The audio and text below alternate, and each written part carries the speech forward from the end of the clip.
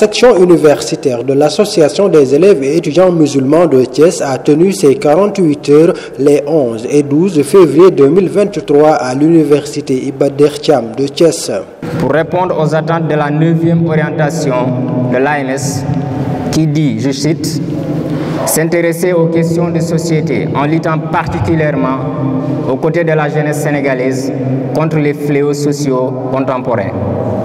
Et à coup sûr, nous osons espérer que l'objectif est atteint. Car depuis hier, les échanges étaient riches autour de ce thème à travers des conférences, des débats et des panels entre étudiants et des spécialistes du domaine. L'organisation de cette grande activité était un défi pour la section, de par son passé récent, marqué par des événements inattendus et le manque d'expérience de beaucoup de ses membres dans l'organisation d'une telle activité. Toutefois, nous rendons grâce à Dieu. Ça n'a pas été facile, mais nous y sommes parvenus. Face à la problématique de l'employabilité des jeunes après des études, les étudiants musulmans de Thiès, membres de l'AMS, ont posé le débat à travers le thème « L'université sénégalaise à l'ère de l'entrepreneuriat, enjeux, défis et perspectives ».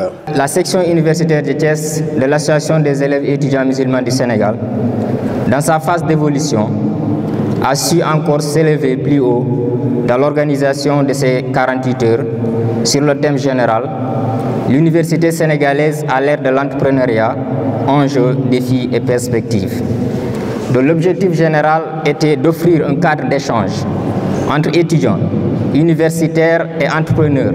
Si on prend le secteur agricole, on note une pléthore d'entrepreneurs. Sur ce, est-ce qu'on peut parler d'entrepreneuriat, mais plutôt d'une simple imitation? La deuxième question, c'est la place des PME dans l'entrepreneuriat sénégalais.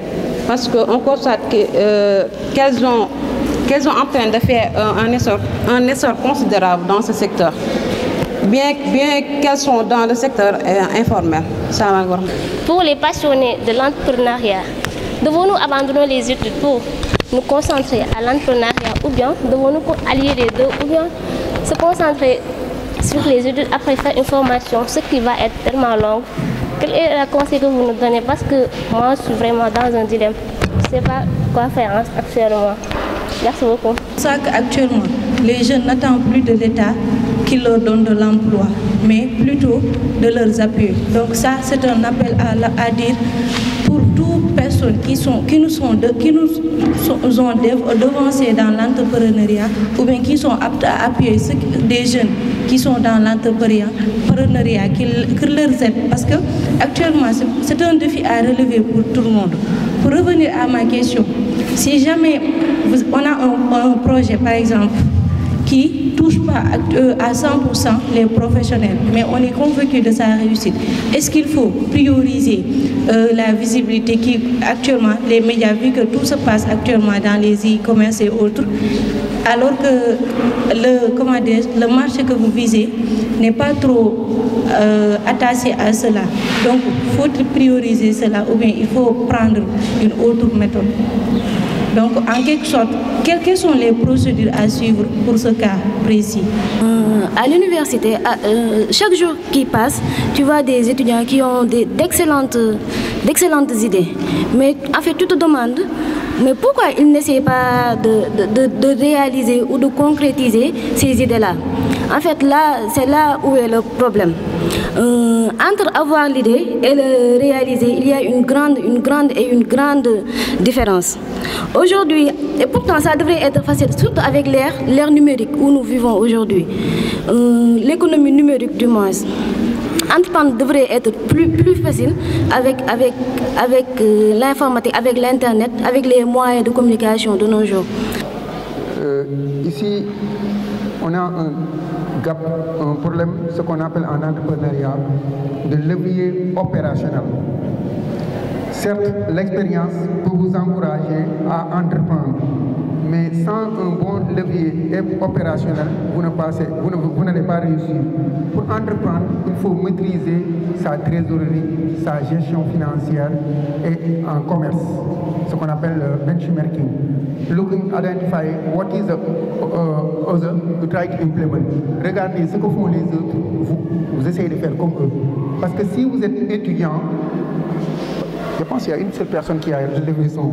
Bon, dans une de mes émissions, seulement ça c'est en anglais quoi, sur l'entrepreneuriat, c'est publié en Allemagne et sur Amazon. Il y a un de mes livres que j'ai publié en 2015. J'ai dit les bases de l'entrepreneuriat par rapport à ce qu'il disait tout à l'heure, les principes de base. Entrepreneuriat n'est rien d'autre, trois choses: risque, menace, opportunité. Risque, menace, opportunité. Pour démarrer, je pense qu'il est nécessaire de revenir sur un certain nombre d'éléments, c'est-à-dire le point de départ, c'est que de l'entrepreneur et de l'entrepreneuriat, c'est que chaque personne a des compétences et au-delà des compétences, chaque personne est utile à la société. Ça, c'est le point de départ. Vous avez vos compétences et vous êtes utile à la société. Maintenant, ce que l'on doit apprendre à chaque personne, c'est comment analyser son environnement, comment analyser la société et comment mobiliser ses connaissances, ses compétences pour pouvoir être utile à la société. Vous allez voir qu'il y a un certain nombre de compétences que vous avez, d'autres que vous n'avez pas, mais qu'il vous faut acquérir pour pouvoir être utile à la société.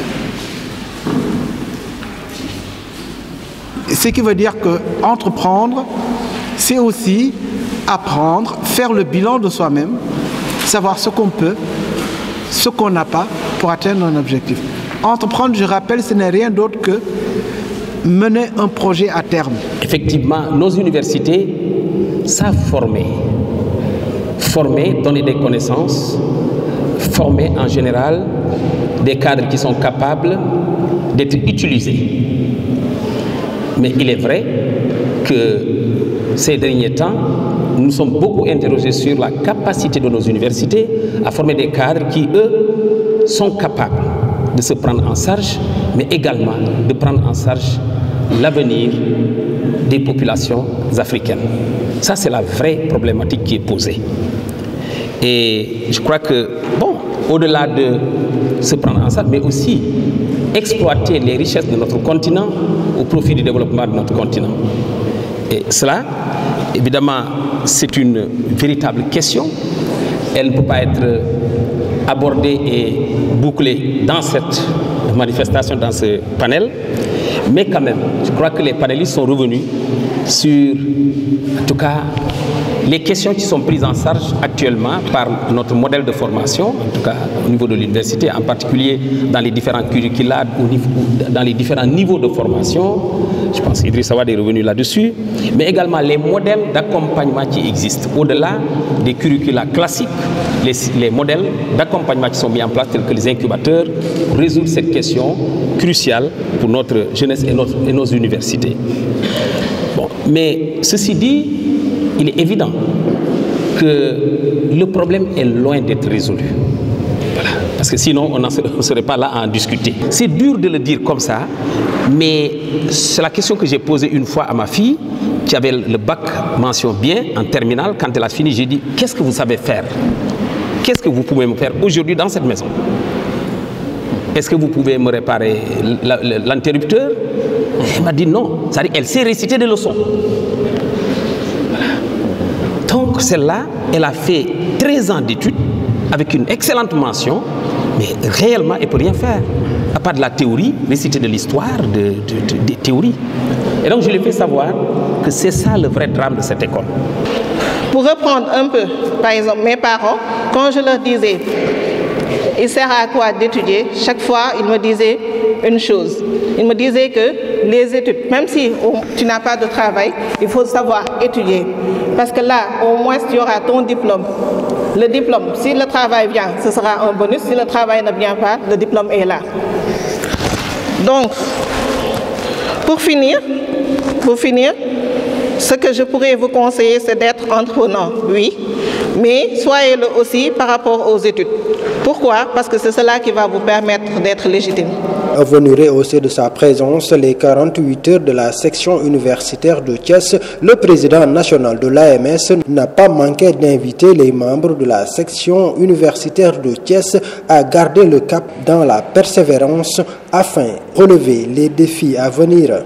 L'université sénégalaise a l'ère de l'entrepreneuriat, enjeux, défis et perspectives.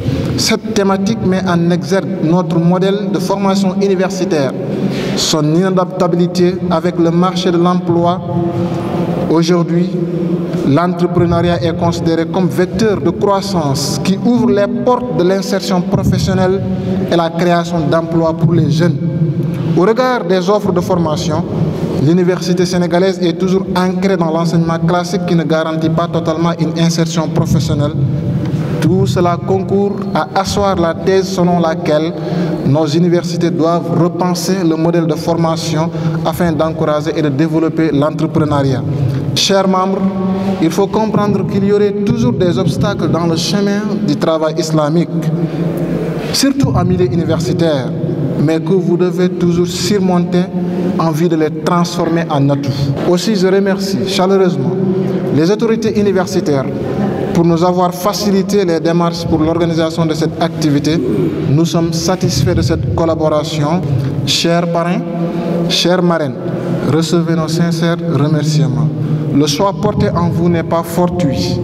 Vos parcours alléchants constituent un archétype pour nous jeunes, conscients de notre avenir et de l'avenir de notre pays. Les parrains et marraines des 48 heures de l'AMS Thiès se sont réjouis du choix porté sur leur personne au vu de l'importance de cette activité dans l'association des élèves et étudiants musulmans, mais aussi et surtout du choix du thème. Je vous remercie sincèrement de m'avoir fait l'honneur d'être la marraine lors des 48 heures de la Sécu.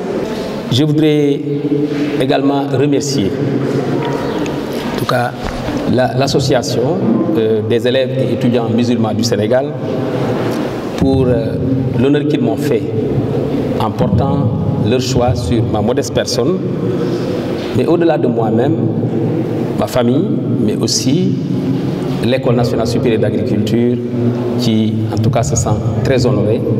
Sur des travaux et de la cérémonie de clôture, des attestations de reconnaissance ont été décernées aux parrains, à la marraine et aux panélistes.